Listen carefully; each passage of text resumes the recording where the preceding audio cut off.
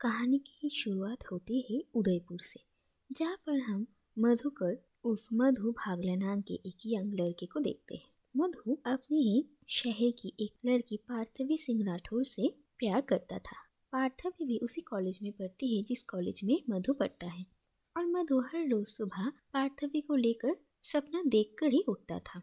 इसके बाद हम देखते हैं कि मधु एक कॉम्पिटिटिव ईटिंग कॉन्टेस्ट में पार्टिसिपेट करता है और जीत जाता है, और वहाँ पर पार्थवी अपने पिता के साथ आती है और पार्थवी के हाथों से ही मधु प्राइज रिसीव करता है।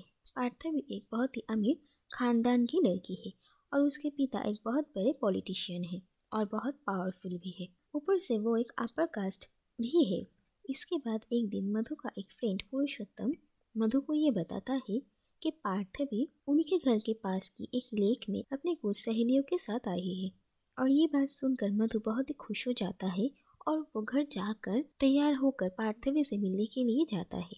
मधु चाहता था कि वो पार्थवी को इम्प्रेस करे, और वहाँ पर फिर से मधु और पार्थवी की मुलाकात होती है। लेकिन वहाँ से जाते हुए ही अचानक मधु के पैर में चोट लग जाती है, और उसके बाद मधु को पास के हॉस्पिटल में लेकर आया जाता है, जहाँ पर पार्थवी भी आती है और वहाँ पर उन दोनों की बात होती है।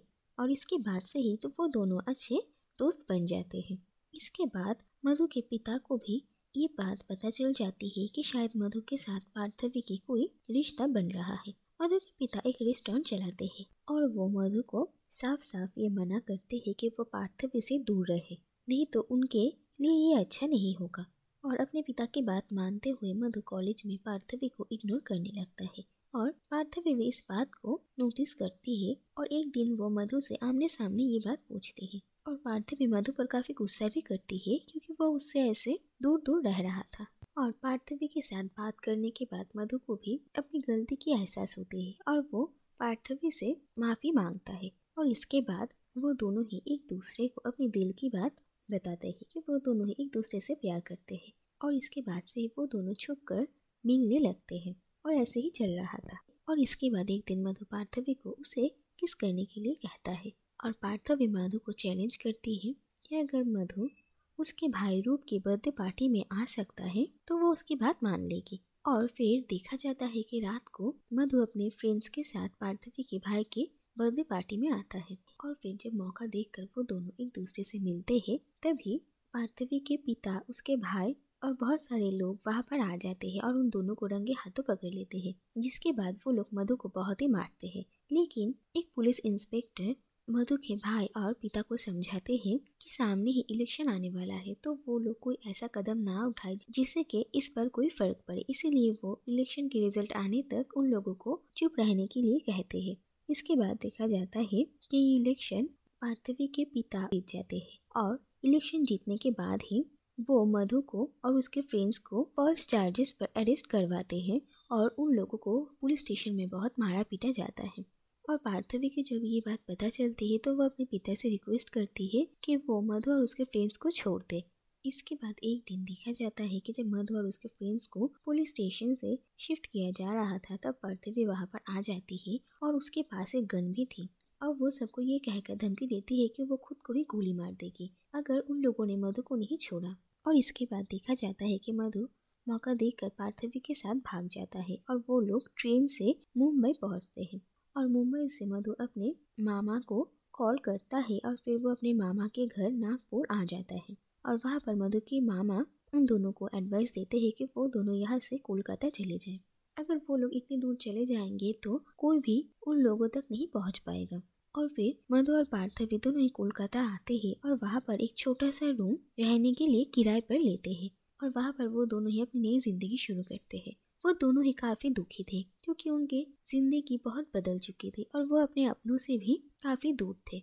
दूसरी तरफ पार्थवी को भी अभी एक ऐसी जिंदगी जीनी पड़ रही थी जैसी जिंदगी जीने की उसे आदत नहीं थी, और वो भी काफी कंफ्यूज थी। इसके बाद मधु को एक रेस्टोरेंट में नौकरी मिल जाती है, और वहाँ पर वो धीरे धीरे बंगाली बोलना सीखता है, और रेस्टोरेंट के मालिक भी उसे पसंद करने लगते हैं। तो दूसरी तरफ पार्थवी को भी एक कॉल सेंटर में जॉब मिल जाती है। इसके बाद जब मधु को अपनी पहली सैलरी मिलती है तो वो पार्थवी के लिए एक फ़ोन खरीदता है और पार्थवी को देने के लिए उसके ऑफिस पहुंचता है, तो वो देखता है कि पार्थवी मैनेजर के साथ थी और वो दोनों एक दूसरे से बातें कर रहे थे। तो मधु को अचानक ये शक होता है कि शायद पार्थवी उसे चीट कर रही है, और ये बात सोचकर मधु का दिल बिल्कुल टूट जाता है और वो घर वापस आ जाता है। इसके बाद जब पार्थवी घर लौटती है तो मधु और पार्थवी के बीच इसी बात को लेकर झगड़ा हो जाता है और मधु गुस्से में पार्थवी के ऊपर हाथ भी उठा देता है, जिसके बाद पार्थवी को अब ये डाउट होने लगा था कि वो आखिर क्यों मधु के साथ अपना घर छोड़कर सब कुछ छोड़कर भाग आई, और वो उसी वक्त घर से निकल जाता है।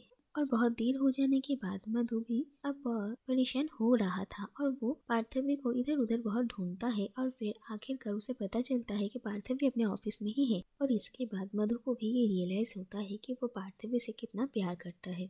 और फिर मधु पार्थवी से मिलता है और उसे अपनी हरकतों के लिए माफी मांगता है और पार्थवी से शादी के लिए पूछता है और कहता है कि वो अब पार्थवी के साथ एक नए तरीके से जिंदगी शुरू करना चाहता है, और पार्थवी भी मधु को हाँ कर देती है।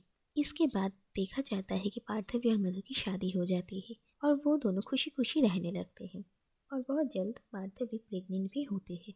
इसके बाद देखते हैं कि पार्थवी अपने माँ से कभी कभी फ़ोन पर बात किया करते थे, और ऐसे ही उन लोगों की ज़िंदगी कट रही थी। और फिर पार्थवी और मधु को एक बेटा होता है जिसका नाम होता है आदित्य भागला। फिर कुछ साल बीतते हैं और पार्थवी और मधु अब अपने लिए एक छोटा सा फ्लैट खरीदते हैं, और फिर वो दोनों गृह प्रवेश की पूजा रखें। दूसरी तरफ हम देखते हैं कि इस साल पार्थवी के पिता इलेक्शन हार जाते हैं, क्योंकि पार्थवी के ऐसे घर से भागने के बाद उन लोगों के परिवार की बहुत बदनामी हुई थी, और इसी मौके का फायदा अपोजिशन पार्टी ने उठाया था, और चुनाव में उन लोगों ने इस मुद्दे को बार बार उछाला, और इलेक्शन में ऐसे हारने के वजह से पार्थवी के पिता बहुत ही गुस्सा हो जाते हैं। इसके बाद एक दिन पार्थवी के पिता उसकी माँ को पार्थवी से बात करते हुए सुन लेते हैं, और वो भी पार्थवी से फोन पर बात करते हैं और उसे घर वापस आ जाने के लिए कहते हैं। पार्थवी भी इतने सालों बाद अपने पिता से बात करके बहुत इमोशनल हो जाती है, और फिर वो अपने पिता को अपने गृह प्रवेश की पूजा में बुलाती है। दूसरी तरफ हम देखते हैं कि जिस दिन पार्थवी के घर में गृह प्रवेश की पूजा थी, उस दिन पार्थवी के भाई और उसके कुछ दोस्त आए थे, और पार्थवी उन लोगों को देखकर बहुत ही खुश हुए थे, और वो लोग पार्थवी और उसके परिवार के लिए बहुत सारे गिफ्ट्स भी लाए थे। और इसके बाद जब मधु घर लौटता है तो वो उन लोगों को ऐसे अचानक देखकर बहुत ही डर जाता है, और वो उन लोगों के सामने बहुत ही अनकंफर्टेबल फील करता है। लेकिन पार्थवी मधु को समझाती है कि अब सब कुछ ठीक हो रहा है और उसके पापा ने उसे माफ कर दिया, और वो लोग खुशी खुशी ही यहाँ पर आए हैं, तो मधु को चिंता करने की जरूरत नहीं है। लेकिन फिर भी मधु काफी परेशान था। इसके बाद पार्थवी मिठाई लाने के लिए थोड़ी देर घर के बाहर जाती है, लेकिन मधु पार्थवी को जाने के लिए मना करता है, तो पार्थवी उसकी बात नहीं सुनती, और वो अपने बेटे और मधु को अपने भाई और उसके फ्रेंड्स के सामने ही रख के घर से निकल जाती है। और जब वो घर वापस आने वाली थी तभी वो देखती है कि उनके घर के ऊंची बैल्कनी से मधु और उसके बेटे को फेंक दिया गया है, और पार्थवी अपने आंखों के सामने अपने पति और बेटे को दम तोड़ते हुए देखती है, और इस हादसे के बाद वो बिल्कुल शॉक्ड हो जाती है, और वहाँ पर आसपास बहुत सारे लोग जमा हो जाते हैं, और इसी के साथ ये कहानी यहीं पर ही खत्म हो जाती है।